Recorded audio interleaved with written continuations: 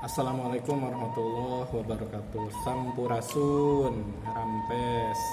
Kumaha murid-murid, kabarna mudah-mudahan selalu dina lindungan Allah Subhanahu wa taala. Insyaallah dinten ayeuna Ustad bakal nganterkeun pelajaran bahasa Sunda. Dina rapat ieu urang bakal ngabahas pupujian sareng sajak. Nu pertama, pupujian nyaeta kalimah anu biasana dianggo pikeun masihan pesen secara langsung, biasana oge ngandung nasihat agama. Jadi pupujian ieu biasana kali ngandung nasihat agama.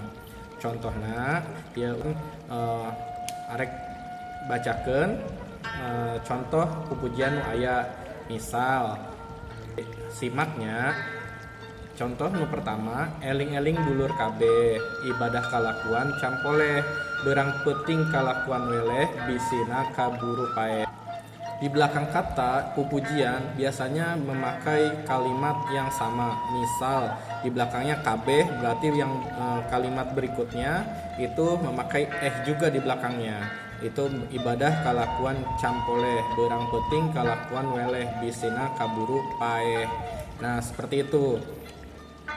Nah, dina ngadamel sareng nyebatkeun pupujian, ieu biasana ditandaan ku kecap tuntung. Nah, itu yang tadi Ustadz jelaskan, itu kalimat tung itu akhir, tung itu akhir. Jadi kalimat akhirnya itu atau bisa dengan kata i atau a. Misalnya dalam satu bait itu semua pakai kata i, berarti semuanya harus memakai kata i. Atau belakangnya kata a, semuanya harus memakai kata a. Tina contoh tiluhur aya akhiran dina unggal kecap ya. Tina contoh di luhur aya akhiran tina unggal kecap. Yang tadi Ustadz jelaskan belakangnya itu misalnya pakai ate kalimat, terus sesaat, yang seperti itu contohnya. Atanapi tiasa wae unggal kecap nganggo tungtung huruf anu sami. Ini juga yang tadi Ustadz jelaskan, pakai kata atau huruf yang belakangnya sama, belakangnya semua, belakangnya i semua, biasanya a i u e o. Dan jarang misalnya yang belakangnya itu ada kata yang z atau apa, karena memang menyesuaikan, karena mencari kata atau kalimat yang akhirannya kata itu z itu susah. Jadi biasanya a i u e o itu bisa diterapkan. Contoh yang kedua, anak Adam anjeun di dunia ngumbara, umur anjeun di dunia teh moal lila. Anak Adam umur anjeun teh nyorangan, saban poe saban dicontangan. Dari contoh yang kedua ini belakangnya ngumbara, ara, atau belakangnya a.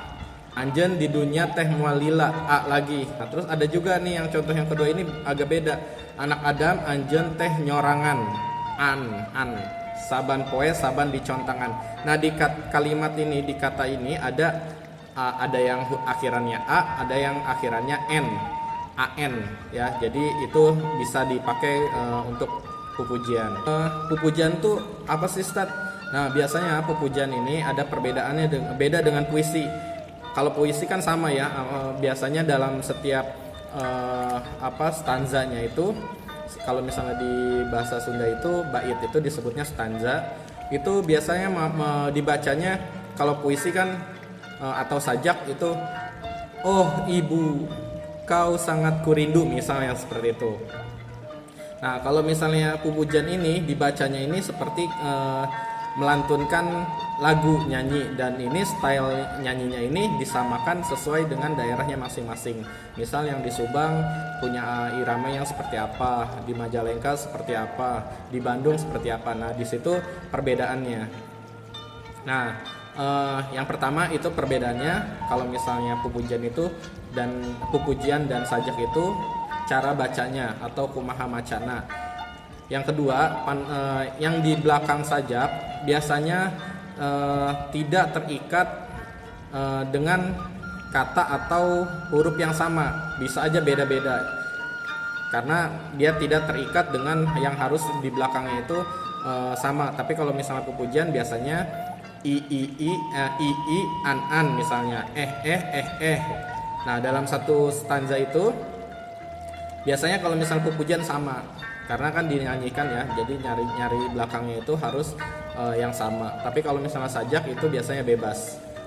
Bedanya juga di antara pupujian dengan sajak, ini setiap bait atau stanzanya ini jadi beda-beda. Yang tadi disebutkan juga ini dari akhir dan dari bait 1 dengan yang bait 2 itu biasanya sama semua kalau misalnya pupujian. Tapi kalau misalnya sajak, bait 1 misalnya memang pakai i, tapi yang bait 2 beda, itu seperti itu. Jadi tidak sama dalam setiap baitnya. Nah, untuk pupujian ini biasanya tidak hanya dibaca, tapi langsung enaknya itu dinyanyikan, ditembangkan, supaya pesan yang disampaikan dari setiap kalimat itu nyampe. Biasanya aduh kumaha murah kali, yang seperti itu. Contoh ya, Ustadz tidak bisa nyanyi, jadi contohnya seperti itu. Jadi kata-katanya ini, kalimat-kalimat ini dinyanyikan, jadi